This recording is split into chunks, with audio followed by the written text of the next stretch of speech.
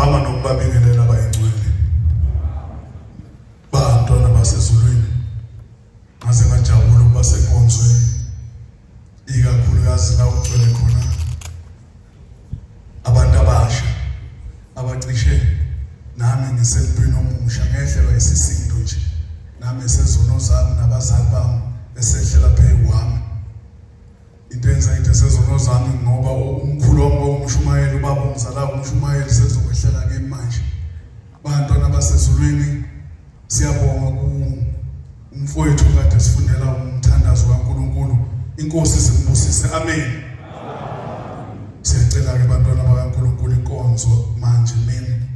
kube inkonzo yenhlalisuthi uhlelo luthi lusena nje dedelana amen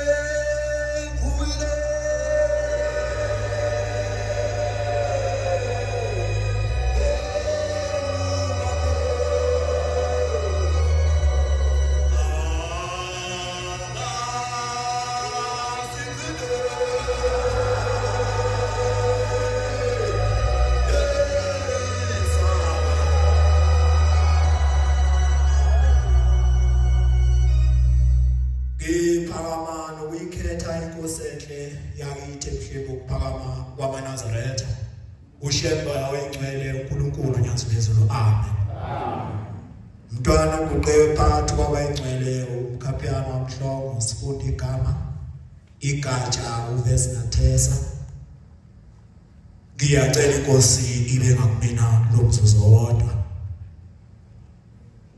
ngenye imini ithidaba ingumahlombe yayibangise kwaredo bantu uma ibangise kwaredo bantu ihamba ngoKey Masinga Road kuthiwa ngaphambidlana kwayo kwakhona omunye ubaba owayaziwa njengokuthi unamandla amakhulu ezweni waye masemampondweni ubaba wakaSethunza lona kuthiwa ayikho into eyayima phambi kwakhe kuthiwa mayimile kwakungadluli lutho ngaleyo mini kuthiwa kwaphuma wonke umuntu emafletini bathi namhlanje sizoyesizwe ngoba uShembe wathatha umfo waSethunza wakuthuba kuhozo kuthiwa ingumahlombe ingazelele ithathele lombe iphikelele khona kwaredo bantu bayakwamana abantu babethi sowesibona ukuthi ubani ozokuthamela omunye ngoba uthwele uShembe babe nesho bekhumbulelekile kuthiwa zathi mayindibana nesibane samhlobo zamphosa nje amehlo kuthiwa washo ngedolo umfo waSethunza wakhuleka enkosini kuthiwa yaphuma ngekhadi ingumahlombe ukuthwala izono zamadoda yaqhubeka yayomemezela kumemezela kwaredo bantu wakhoza uArchbishop oyinkonzo owayesuwaphesheya bonke igama likaShembe Shembe uNkulunkulu inkonzo ezinhle alokhu kuqa kwami ngizonimisa ithemba lokuthi bambani iqinise ngamazinyo nangamazimbo nangabo bonke bafowethu uShembe uphelele inkonzo ezinhle isithi ngenye imini ingumahlombe ihleli ithi ha umuzi omuhle onemkhathini lendawo isisiminile uzokwehla kodwa ngwazi ukuthi uzokwehlela phi sekusukuthi umunyane phambili okudala isiba isisulu salolo dumunyana uvembana amabhadu bhadu uma seluyisulu sebeyakhipha isithi inkosi bonke abathanda uNkulunkulu thoyana lasezulwini yabamba isiqoko yasibeka lapha esibeni yathula kuthiwa besho bethi phuma asifunda uma imile lasezulwini kuthiwa yangena endlini yayo yaphuma yathi lapho subabiza abanye inkosi mawubize nami ngiyathanda ukungena ephakameni kuthiwa yehla kuthiwa wabeza bangaphesheya bathi wololo kwenze njani ngoba yayiphuma nomkhumbu waphuma ugcwele phambili ukudala uma ibhekisebheka kwenkokose emaqadini iyafika yakuthisa sekuvela lokubuhle siyibona namhlanje kokuphakama konke igama lenkosi namhlanje sinemshini ekhala kahle nabo futhi bayayithinta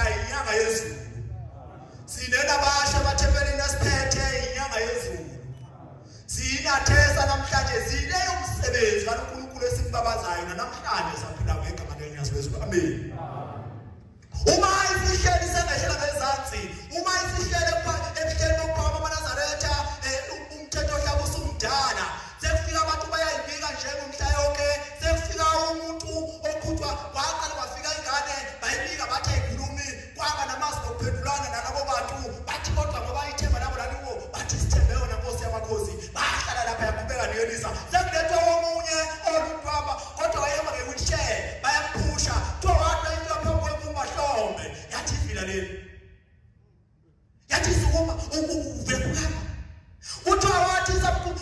yaqala le ndoda yazindela yabambelela ngesitalo wathi sukuma la ikhahla izwi lamazwi wathi sukuma kuthiwa wathi ethi nteketeke wayithela phezu kwengane bayivuma phe kwayo yathi mama uyaqindezela yathi nyanga yezulu ubani ungakhulumi ubani ungahambi kwakuzingcwele ikhonzezini uma isihleli isiyangena epulpiti ifika igwayigwayi abakhalakazi abadala omkhokheli umashezi noma ngomaza usethi qhelani izongena kwipulpiti sebeyazindlela bathi Nkosi sina size kuwe sifuna ukubona kahle behle eduze nepulpiti ithi nyazo hayi qhelani kwathiwa bazindlela abazi basuka wathi kulungile ke ukhona ozongisusa yangena kwipulpiti yasho inkonzo umiqhubeka ishinkonzo kuthiwa emuva netaba yepheza wezakhala weshebe kanti qhamuka lokho lenkuzi yemama uma icuza phakathi kwabo umthakathi wendaba eqonda ngasebujamengweni bomama baphenguza wayiloyo wafinyela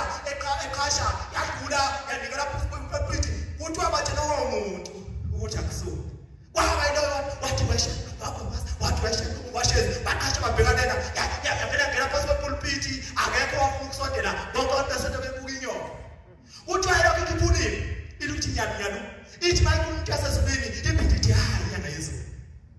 Shebadodana amayeri ayegizame